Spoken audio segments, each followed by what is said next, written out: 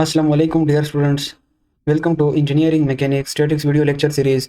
So in today's video we will discuss another exercise problem from the friction topic. So we have a question: two concrete blocks weighing 320 pound each part of the retaining wall of swimming pool. Will the block will be in equilibrium when the pool is filled and the water exert the line loading as shown.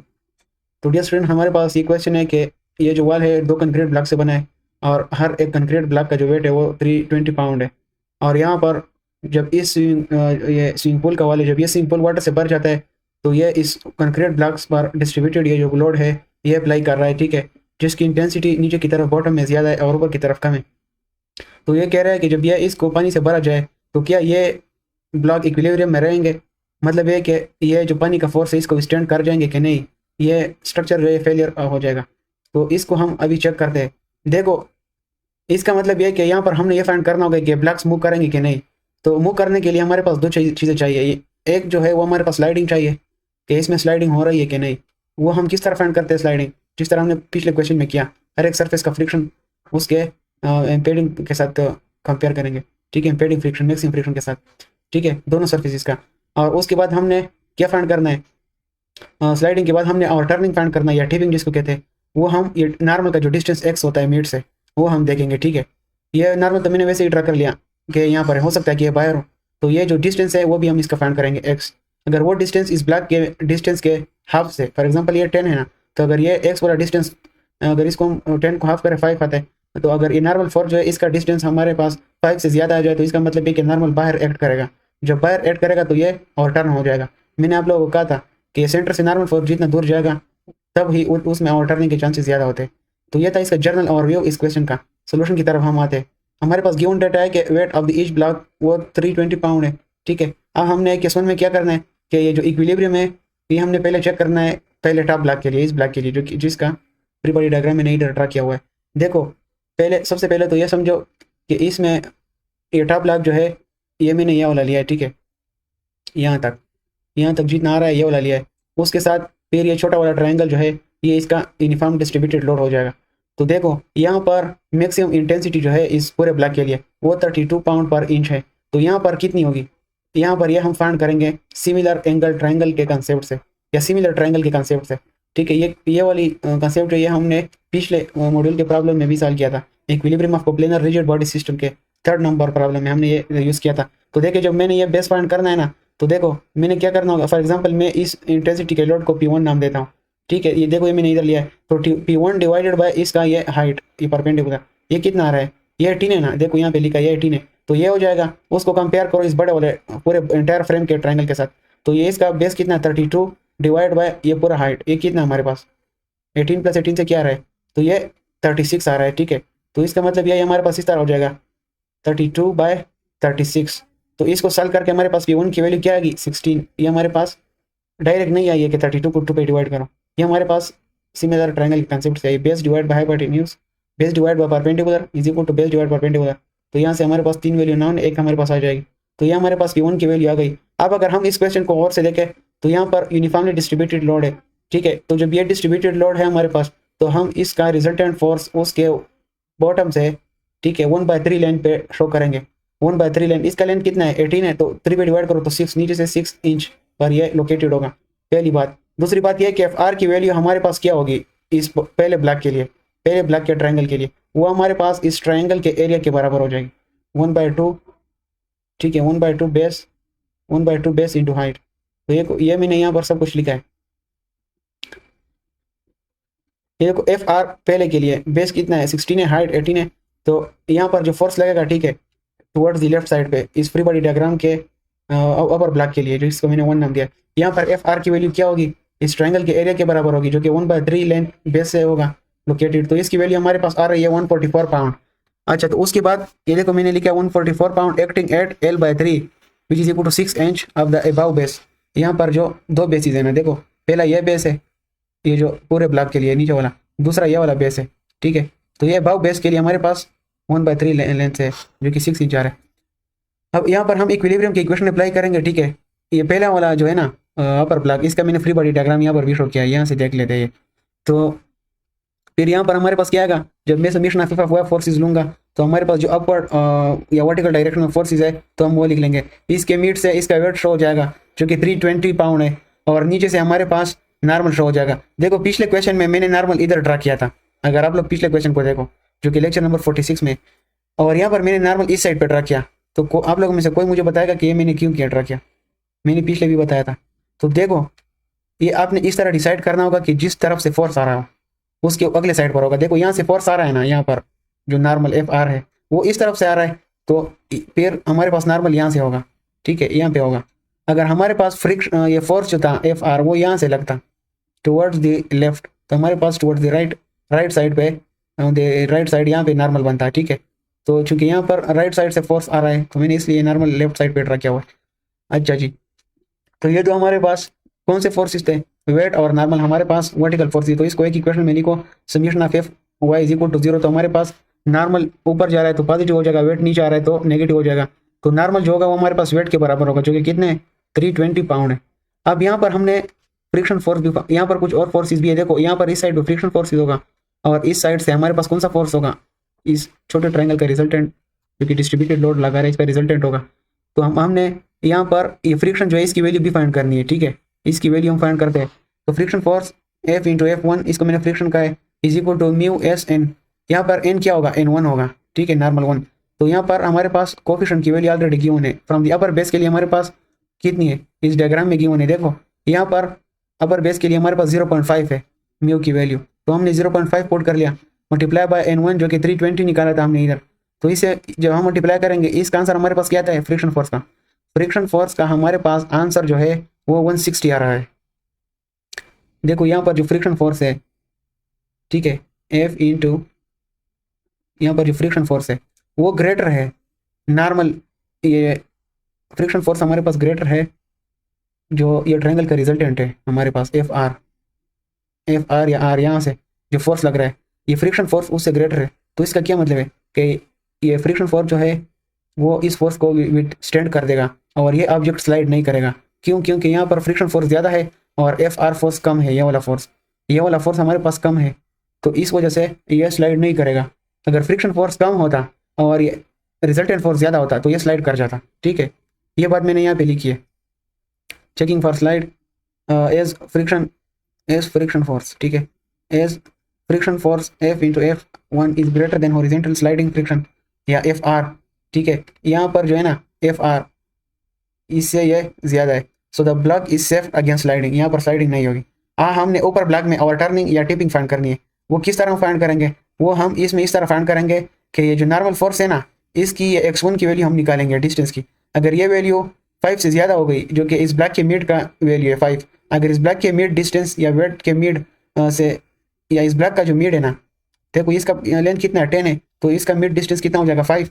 अगर ये x1 की value 5 से greater हो गई तो इसका मतलब है कि नॉर्मल बायर होगा, तो इसका मतलब है कि ओवर टर्न कर जाएगा, और अगर 5 से कम हो गई तो ये ओवर टर्निंग से सेफ होगा। तो यहाँ पर हम क्या करते हैं, summation of movement at mid point जो कि CI से मैंने 0 लिया है, तो यहाँ पर एन कौन सा मोशन रोटेशन काज कर रहा है, क्लॉकवाइज काज कर रहा है, तो ये मल्टीप्लाई बाय कौन सा डिस्टेंस हमने करना है, ये x1 डिस्टेंस। फिर उसके बाद हमने क्या करना है, उसके बाद हमने ये फोर्स शो करना है, ठीक है, आर एफ आर के लिए हमारे पास इसकी वैल्यू कितना थी, इसकी वैल्यू 144 थी ना। ये देखो हमने यहाँ पे फाइंड की एफ आर की वैल्यू 144 पाउंड, ये तो ये मल्टीप्लाई बाय ये वाला डिस्टेंस, देखो ये वाला डिस्टेंस कितना है, ये वाला डिस्टेंस 1/3 18 है, 1/3।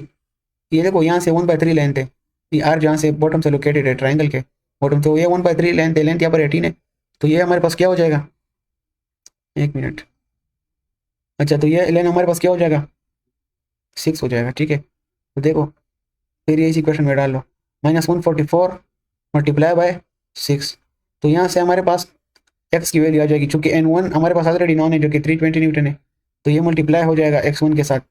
यहाँ से हमारे पास फिर x1 की वैल्यू कितनी आती है, 2.7 इंच वैल्यू आ रही है, और इस ब्लॉक के मिड डिस्टेंस कितना है, ये 5 है, तो इसका मतलब यह है कि x1 ये मिड के डिस्टेंस से कम है।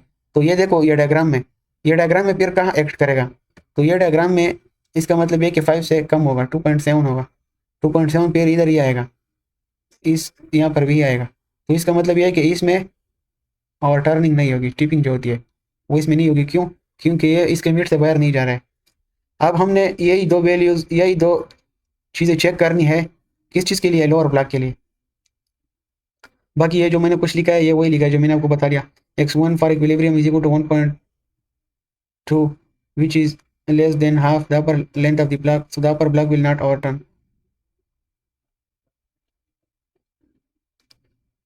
ठीक है, अच्छा जी। तो स्टूडेंट्स यहाँ पर हमारे पास ये जो x की वैल्यू आई है, ये देखें, ये हमारे पास ये कितने के बराबर है? ये हमारे पास बराबर है 2.7। ठीक है, ये हमने इक्वेशन से निकाली। और हमारे पास ये जो ब्लॉक का हाफ लेंथ है ये कितना है? ये 5 है, तो उससे कम है, इसलिए नॉर्मल फोर्स का डिस्टेंस जो है ये 5 से कम है, तो नॉर्मल फोर्स बाहर नहीं होगा, तो ओवरटर्निंग अपर ब्लॉक में नहीं होगी। अब हमने क्या करना है? लोअर ब्लॉक पे आना है, केस 2 पे। ठीक है, अपर ब्लॉक जो हमने देखा वहाँ पर स्लाइडिंग भी नहीं हो रही थी, वहाँ पर जो फ्रिक्शन फोर्स था वो रिजल्टेंट के फोर्स से ज़्यादा था, और उसके बाद ओवरटर्निंग भी नहीं हो रही थी। ठीक है, अब हम केस 2 पे आते हैं। केस 2 पे हम इस तरह करेंगे कि दोनों का लेंगे। ठीक है, लोअर ब्लॉक का, जब लोअर ब्लॉक का लेंगे तो उस पर अपर ब्लॉक का वेट भी आएगा, तो हम वो भी कंसिडर करेंगे। ठीक है, अब उसके बाद हमने ये करना है कि लोअर ब्लॉक पे आते हैं। यहाँ पर वेट क्या हो जाएगा? यहाँ पर 320 प्लस 320 640 वेट हो जाएगा। ठीक ठीक है, और ये मीट पे एक्ट कर रहा है, इस मीट पे। तो यहाँ पर इसका रिजल्टेंट क्या होगा? इसका रिजल्टेंट यहाँ पर एक्ट करेगा। ठीक है, जो कि 1/3 लेंथ है। यहाँ पर लेंथ कितना है? 18 प्लस 18 36 है, तो 36/2। यहाँ पर हमारे पास 36/3 1/3 लेंथ है। ठीक है, फिर यहाँ पर हमारे पास ये इसका 12 डिस्टेंस हो जाएगा, ये वाला डिस्टेंस हमारे पास। अब यहाँ पर हम इक्विलिब्रियम के इक्वेशन अप्लाई करते हैं, अपवर्ड जाएगा तो पॉजिटिव होगा, summation of F of Y is equal to 0। तो जिस तरह हमने पिछले इक्वेशन में पिछले केस में कर लिया उसी तरह बस ये भी है, सिर्फ ये वैल्यूज निकाले। पहले फ्रिक्शन की वैल्यू यहाँ पर निकाले F2 की, फिर उसके बाद मूवमेंट के इक्वेशन से हमारे पास x की वैल्यू निकाले। ठीक है, फिर उसको कंपेयर करें, फिर डिसीजन कर ले। अब देखो यहाँ पर हमने समेशन एफ ऑफ वाई लिखा है, नॉर्मल ऊपर जा रहा है तो पॉजिटिव लिख लिया, वेट यहाँ पर नीचे एक्ट कर रहा है। ठीक है, इस पॉइंट के अलांग, तो ये मैंने नेगेटिव लिख लिया। तो N2 यहाँ पर हमारे पास नॉर्मल फोर्स किस चीज़ के बराबर होगा? वो वेट के बराबर होगा, जो कि 640 पाउंड है। और यहाँ पर हमारे पास फ्रिक्शन जो है वो किस चीज़ के बराबर है? वो म्यू एस एन N2 के बराबर होगा। यहाँ पर नॉर्मल फ्रिक्शन, नॉर्मल फोर्स, तो यहाँ पर हमारे पास नॉर्मल वेट के बराबर जो कि 640 है, और हमारे पास म्यू ये कोफिशिएंट जो है इसकी वैल्यू कितनी है? ये 1 है। ये कहाँ पर हमें पता है? ये हमारे पास यहाँ पर गिवन है। देखो, लोअर ब्लॉक के इस सरफेस पे जो हमारे पास कोफिशिएंट ऑफ स्टैटिक फ्रिक्शन की जो वैल्यू है वो 1 है। अपर ब्लॉक के लिए हमारे पास 0.5। तो यहाँ पर हम इस फ्रिक्शन में म्यू एस की वैल्यू हम क्या डालेंगे? 1। तो यहाँ पर हमारे पास इस लोअर ब्लॉक में जो फ्रिक्शन होगा, ठीक है, तो वो हमारे पास क्या होगा? 640 पाउंड। और हमारे पास यहाँ पर ये एफ आर की वैल्यू कितनी है? यहाँ पर जो इस ट्रायंगल में जो फोर्स लग रहा है इसकी वैल्यू कितनी है? ये हम फाइंड करेंगे। ये देखो, यहाँ पर एफ आर की वैल्यू वही ट्रायंगल के फार्मूले से आ जाएगा। ये देखो, ये यहाँ से आ जाएगा। तो F R is equal to 1/2, base कितना है? 32 है, और लेंथ कितना है? 18 प्लस 18 36 है। तो यहाँ पर हमारे पास एक रिजल्टेंट क्या आ जाएगा? 576 पाउंड एक्टिंग एट 1/3 लेंथ, जो कि 36 है। यहाँ पर 1/3 लेंथ 12 आता है। ठीक है, 1/3 बेस से जो है ये लेंथ होगा 12 इंच। तो यहाँ पर एफ आर की वैल्यू हमारे पास 576 आई है, और यहाँ पर फ्रिक्शन की वैल्यू हमारे पास क्या है? 640। तो यहाँ पर इसका मतलब यह है कि फ्रिक्शन यहाँ पर ज़्यादा है as compare to the force from the right side. तो ये स्लाइड नहीं करेगा, क्यों? क्योंकि फ्रिक्शन ज़्यादा है। लेकिन अब हम चेक करेंगे कि क्या वाकई में यहाँ पर जो नॉर्मल फोर्स है वो इस ब्लॉक के अंदर एक्ट कर रहा है या बाहर एक्ट कर रहा है। अगर अंदर एक्ट कर रहा हो तो यहाँ पर ओवरटर्निंग नहीं होगा, और बाहर एक्ट कर रहा है तो जाहिर बात है वो फिर टिपिंग और या ओवरटर्निंग यहाँ पे हो जाएगी। तो अब हम x2 को फाइंड करने के लिए summation of movement at point C हम 0 लेते हैं। ठीक है, यहाँ पर पॉइंट सी में हम 0 लेते हैं, ये सी पॉइंट ये है। ठीक है, तो ये हम 0 लेते हैं।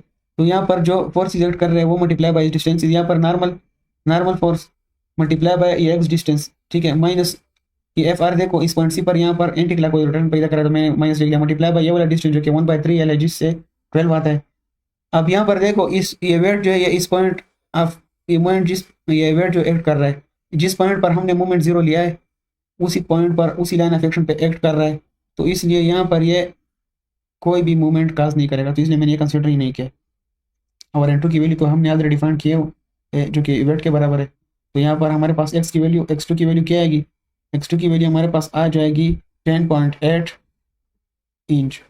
तो इसका मतलब ये है कि इस ब्लॉक का जो हाफ वेट थे जो कि हमारे पास 5 आता है, 5 इंच, उससे इस नॉर्मल की वैल्यू, लेंथ की वैल्यू बहुत ज़्यादा है, वो 10 है और ये हमारे पास 5 है। तो इसका मतलब ये हुआ कि ये नॉर्मल बाहर ऐड कर रहा है, बाहर ऐड कर रहा है। तो मैंने आप लोग कहा जब नॉर्मल बाहर जाएगा, ठीक है, फिर वहाँ पर टिपिंग या ओवर टर्निंग प्रोड्यूस होगी, तो फिर लोअर ब्लॉक क्या कर जाएगा, मूव कर जाएगा। ये स्ट्रक्चर फिर इक्विलिब्रियम में नहीं रहेगा, ठीक है। यहाँ पर स्लाइडिंग तो नहीं हो रही, लेकिन ओवर टर्निंग से ये लोड बर्दाश्त नहीं कर सकेगा और हमारे पास ये स्ट्रक्चर फिर इक्विलिब्रियम में नहीं रहेगा। ये मैंने लिखा x2 for equilibrium 10.8 which is greater than half the length of the block which is equal to 5 inch. So the lower block will overturn. Therefore, the all block will not be in equilibrium. So this was the solution of the question. I hope that you people will understood the problem easily as I try my best to explain it in simple words. So dear student, if you like the video, subscribe our channel and share it with your friends. Thanks for watching.